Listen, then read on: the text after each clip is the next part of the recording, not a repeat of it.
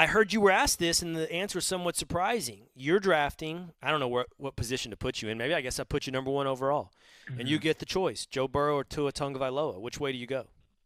No, I'm taking Burrow right now. But the question, and maybe you're alluding to this, is like if you could take health out of it.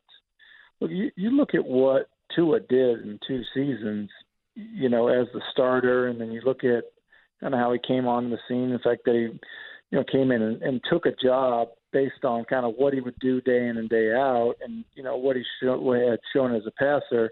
Took a job away from a really accomplished quarterback, a guy that's going to get drafted, to play the quarterback position most likely, in this year's draft. Like he's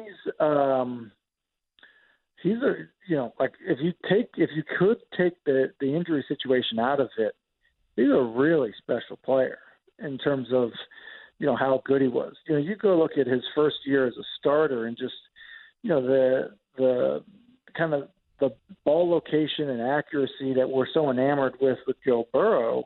You could see a lot of that into his first year as the starter. I mean, their efficiency passing the football and some of the throws that he would make in terms of stuff down the field, not stuff just like at the line of scrimmage, but stuff down the field.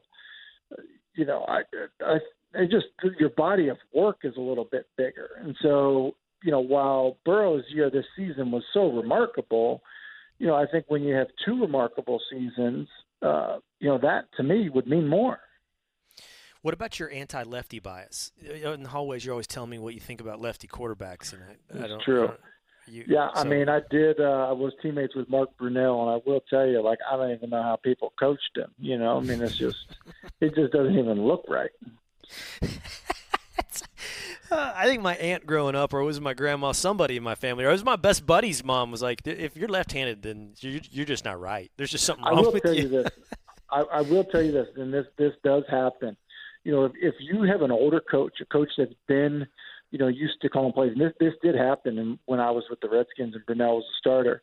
You kind of get into like some of these frantic situations, and a play comes in from the sideline from a coach that like just has it ingrained in his head to call things a certain way.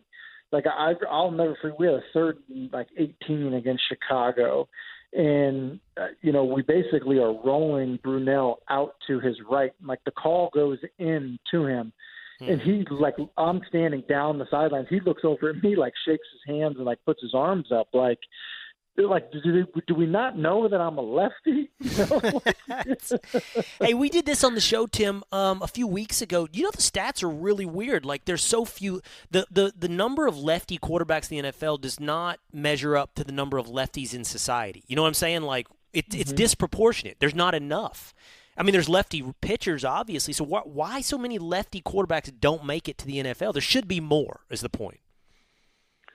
Yeah, that's interesting. I'm not sure.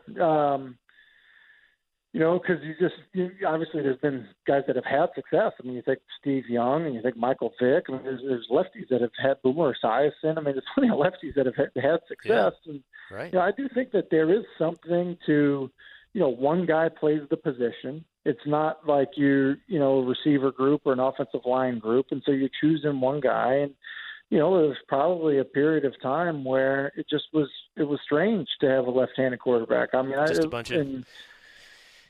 bunch of people saying that boy ain't right. A little bit, especially down where you're from. Well, yeah, I don't know what it is. That boy just ain't right. He uses his wrong hand. You ever notice that?